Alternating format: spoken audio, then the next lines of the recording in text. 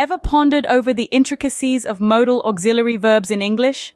These little verbs play a crucial role in conveying a range of meanings, including possibility, ability, permission, obligation, and advice.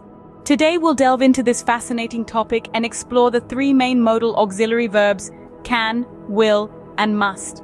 Let's start with affirmative sentences. In these sentences, modal verbs express possibilities, abilities, or permissions. For instance, when using can, we're talking about ability or possibility, like in the sentence, "She can swim very well." Will is used for future events or actions, as in, "He will come to the party." Must expresses obligation or necessity, such as in the sentence, "You must finish your homework." Transforming these sentences into negatives is as simple as adding not after the modal verb. "She cannot swim very well" is a negative sentence using can.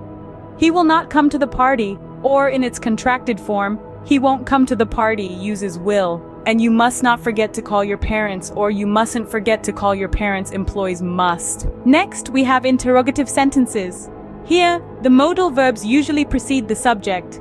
"Can she swim very well" is an interrogative sentence with can, while "will he come to the party" uses will, and "must you finish your homework" features must. What's interesting about these three types of sentences, affirmative, negative, and interrogative, is that the modal verbs keep their basic form regardless of the person or number of the subject. This means there are no conjugations of modal verbs, making them easier to learn and use.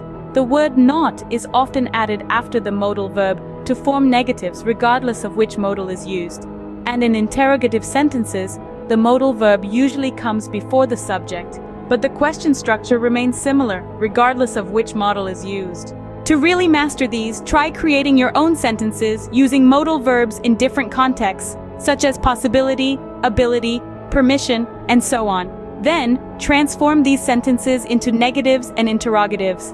Ask questions to a friend or partner using modal verbs. Write small stories or dialogues that include the use of modal verbs. Read texts or listen to songs in English, and try to identify the use of modal verbs, noticing how they're used in different situations. Regular practice will help you become more familiar with the use of modal auxiliary verbs in English and gain confidence in using them in your own communication. So dive in and explore the wonderful world of English modal auxiliary verbs.